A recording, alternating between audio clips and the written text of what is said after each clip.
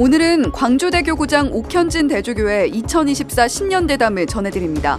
사목교사에서 제시했던 4가지 지향과 청소년 사목을 특별히 강조하는 이유는 무엇인지 들어봅니다. CPBC 소년소녀 합창단이 제44회 국제 뿌에릴 깐토레스 합창제에 참가했습니다.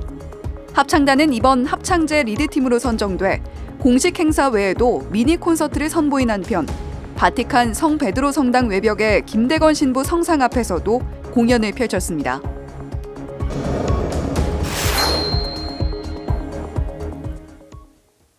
시청자 여러분 안녕하십니까? 1월 3일 수요일 CPBC 뉴스입니다.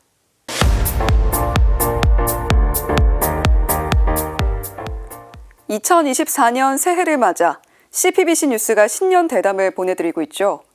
오늘은 세 번째 순서로 광주대교구장 옥현진 대주교에게 한국교회의 미래를 들어봅니다. 영상으로 준비했습니다. 이 4가지 기둥이라고도 할 수 있는데요. 이것은 신자들이 하느님 백성의 대화를 통해서 함께 결정한 것입니다. 그래서 그걸 기둥으로 잡고 제 생각을 보태서 제 생각 중에 보탰던 내용은 가난한 이들이었습니다. 교회의 본질적인 사명은 가난한 이들 속에서 복음적인 영성, 가난의 영성을 찾고 구현하고 또 같이 실현하는 것이 아닐까 싶어서 교서에 담았고 순전히 교서의 기둥은 우리 신자들, 또 하느님 백성, 성직자, 수도자, 평신도들이 다 잡아주셨다고 할 수 있겠습니다. 그런데 이 사회가 이제 자본주의 사회 안에서 행복, 성공, 그래서 뭐 학업, 성취 이런 모든 것들이 어떤 물질적인 성공으로만 내닫고 있는 것 같습니다. 그래서 그런 가치보다 또 다른 가치, 우리 신앙이 가지고 있는 행복의 가치를 아이들과 소통하면서 알려주고 싶었습니다. 아이들과 대화하면서 뭐가 되고 싶은지, 그 꿈을 이루기 위해서 어떤 일을 하고 있는지 이렇게 얼굴을 마주 대하고 학생들과 대화하는 시간도 가져봤는데 그냥 눈물이 나요. 너무 어려운 이제 시대적인 상황 속에서 어떤 경쟁이라는 그런 울타리를 벗어나지 못하고 살고 있는 이 청소년들에게 우리 기성세대가 참된 행복의 가치를 알려주지 못했구나. 그리고 우리가 살아내지 못했구나. 어떤 게 행복한 것인지를 우리가 모범으로 보여주지 못하니까 그냥 자본주의 흐름처럼 물질을 획득하는 것만이 행복한 것으로 알고 그렇게 살아가는 청소년들. 우리는 그렇게 안 살았는데 우리는 많이 놀고 즐길 거 즐기고 친구의 우정이나 같이 함께 했던 추억들이 있는데 그 행복감을 주지 못하는 이 시대적인 상황이 안타깝고 그 책임이 청소년들에게만 있는 게 아니라 정말 우리들에게 더 크게 있다라는 현실에 마음 아프고 그래서 지금 청소년들과 대화하면서 우리가 또 바로 살아야 된다는 그 점을 지금 더 길을 찾고 있습니다. 우리의 의식과 우리의 문화, 우리의 생활 태도 이런 모든 것들을 바꿔가야 되기 때문에 지금 공부, 생태 영성에 대한 공부를 시작했고 의식화 작업, 그리고 활동과 양성. 그래서 좀 가식 이렇게 겉으로 보여지는 모습보다는 내면을 충실히 다진 다음에 같이 이렇게 함께 움직일 수 있는 운동들을 만들어 가려고 하고 있습니다. 네, 굉장히 솔직한 표현이었습니다. 최근에 사목 방문을 갔는데 어느 본당 신부님은 아주 조그마한 본당인데 하느님 백성의 대화를 신자들하고 해가지고 신자들이 건의했던 내용들을 다 메모해서 그것이 어떻게 결론적으로 이루어졌는지 지금 어떤 단체가 신자들의 요구에서 만들어졌는지 이렇게 보여줬어요. 이제 그것입니다. 이게 제가 아직 이제 시작한 느낌이라는 것은 현장에서 그런 시도들이 이루어지고 이게 문화화되고 광주 교구뿐만 아니라 한국 교회 전체가 정말 소통하는 교회, 신부님과 또 본당 수녀님, 신자들이 정말 하느님 백성으로서 하나 되는 일치의 모습으로 나아가는 데는 긴 시간이 필요할 것이라는 생각입니다. 그래서 3년의 여정을 거쳤지만 이제 시작한 느낌이라는 표현을 제가 사용하였습니다. 하느님 백성의 대화는 제가 교구장으로 있는 한 지속해 나갈 거라고 제가 공언을 했습니다. 이 시대 상황과 요청에 의한다면 진짜 하느님 백성이 함께 걸어가야 됩니다. 그렇기 때문에 이것을 한번 해보는 신호도 정신이 아니라 우리 삶에 정착하는 하나의 문화가 되는 것을 만들어야 된다고 생각합니다. 그래서 강주 교회의 교회론을 쓴다면 시노다 일다스에 입각한 하느님 백성의 대화를 만들어갈 것이고 이것은 또 각 본당마다 독특한 개성 있는 모습으로 나오지 않을까 싶습니다.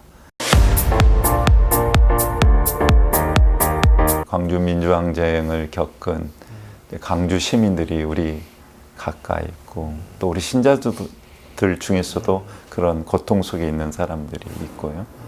그래서 그들을 이렇게 함께 초대하고 함께 걸어가고 그래서 5.18 미사도 계속하고 있고 제가 이제 세월호 배지를 이렇게 착용하고 이렇게 배지를 빼지 못하는 이유는 제 안에서 그 아이들을 아직 보내지 못했습니다.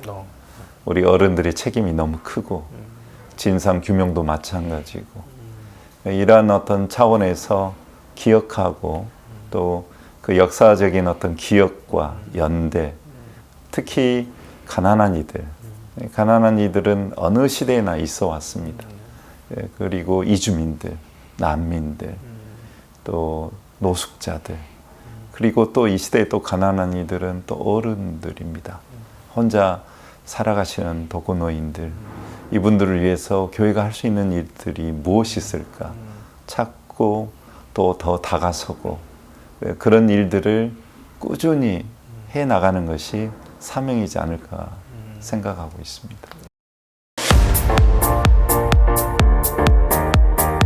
근데 나만 홀로라는 느낌이 들면 정말 힘겹습니다.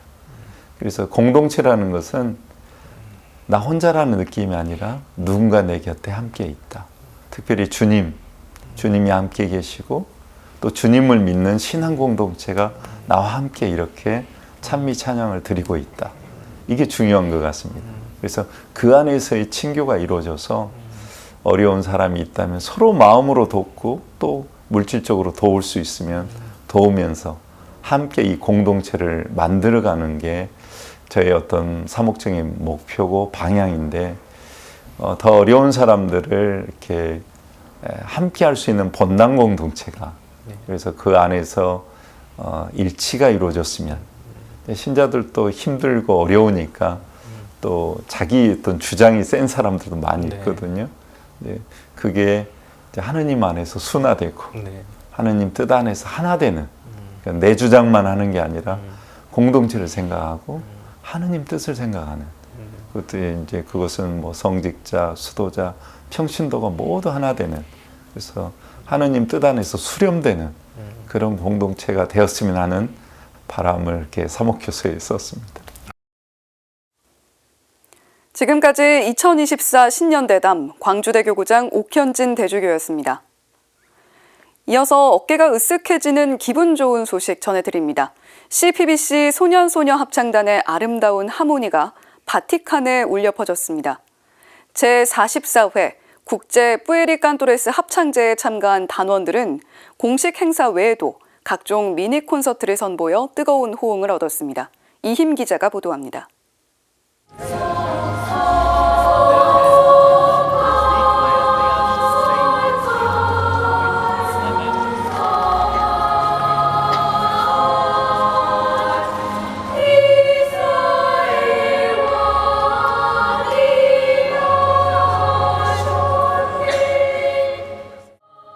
CPBC 소년소녀 합창단원들의 아름다운 노랫소리가 바티칸 라테라노 대성당에 울려 퍼집니다.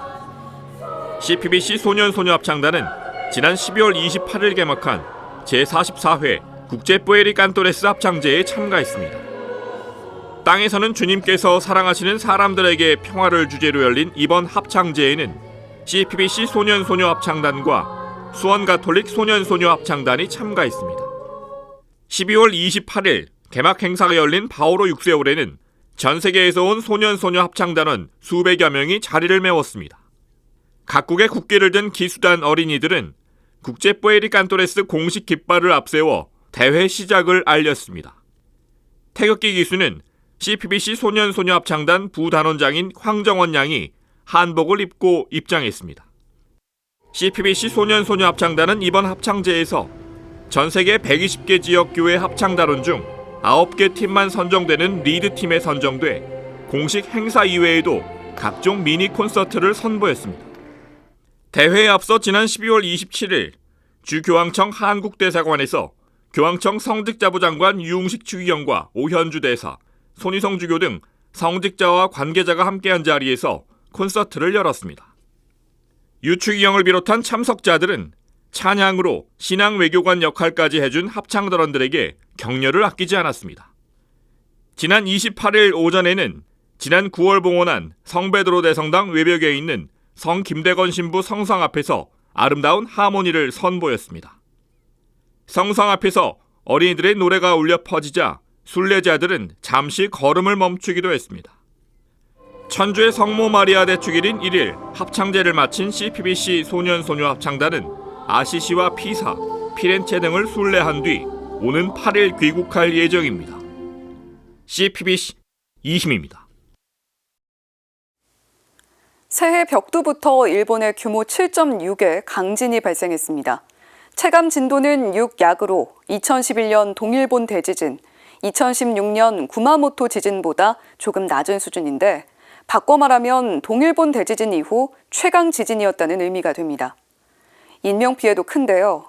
사망자는 60명을 넘겼고 부상자도 400명에 육박, 대피 주민은 6만 명 가까이 됩니다. 무엇보다 지진이 발생한 일본 혼슈 중부 이시카와현 노토반도는 지난 5월에도 규모 6.5 지진이 일어나는 등 지진이 활발하게 발생하는 지역입니다. 일대 니가타현, 후쿠이현에는 다수의 원전이 있고 특히 니가타현 가시와자키 원전은 일본 최대 원자력 발전소인데요. 일본 정부는 긴급 기자회견을 열고 원전에는 이상이 없는 것으로 확인됐다고 말했지만 후쿠시마 오염수 방류로 동일본 대지진의 여파를 오늘날에도 감내하고 있는 우리로서는 생명의 관점에서든 환경의 관점에서든 남의 나라 일 같지가 않습니다. 아픔에 진정으로 공감하는 마음뿐 아니라 더 큰 재난을 막기 위한 용기와 실천이 시급해 보입니다. 이상으로 CPBC 뉴스를 마칩니다. 시청해주신 여러분 고맙습니다.